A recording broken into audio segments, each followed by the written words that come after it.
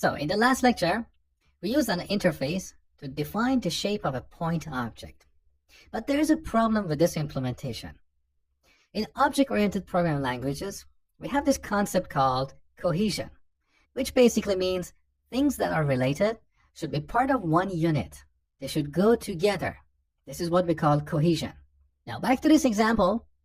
On the top, we have used an interface to define the shape of a point object. And below that, we have a standalone function. And this is where we have violated the cohesion principle. So the concept of drawing a point is highly related to the structure of a point. It should not be a separate function. Now, if you're going to build a utility library for working with points, chances are you're going to create another function like getDistance that calculates the distance between 2 points. So point A of type point and point B of type point. And this goes to this code block. Again, we have violated the cohesion principle. We have two functions hanging in the air, separate from the point object. Since these concepts are highly related, they should be part of one unit. In object-oriented languages, we call that unit a class.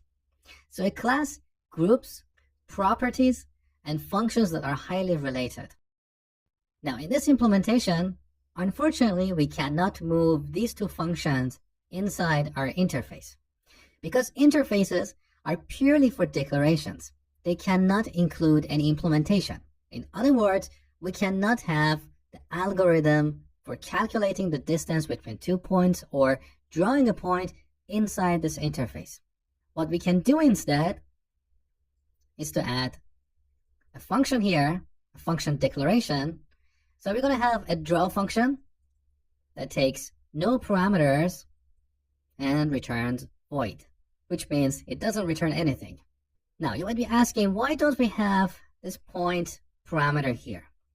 Because if all these members, x, y, and draw are part of one unit, we don't need to pass x and y as parameters to the draw function. This function can directly access these properties, x and y, in the same unit. So we don't need this parameter here.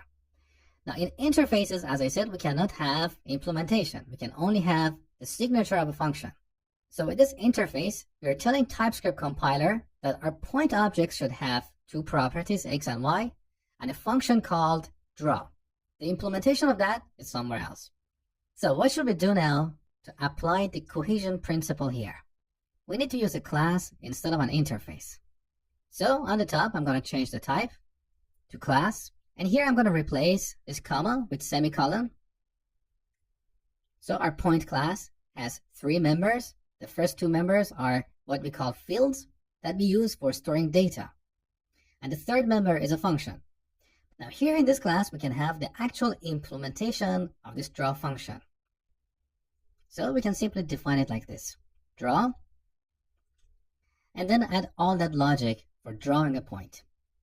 Now similarly, we can have another function, getDistance, that returns the distance between this point and another point, like this.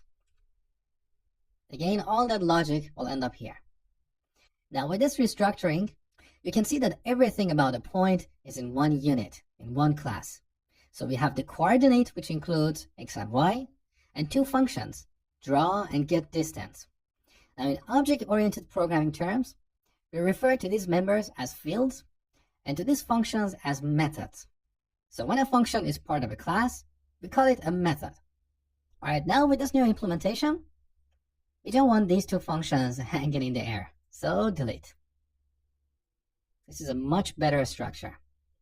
Also, we're not going to call draw point like this anymore.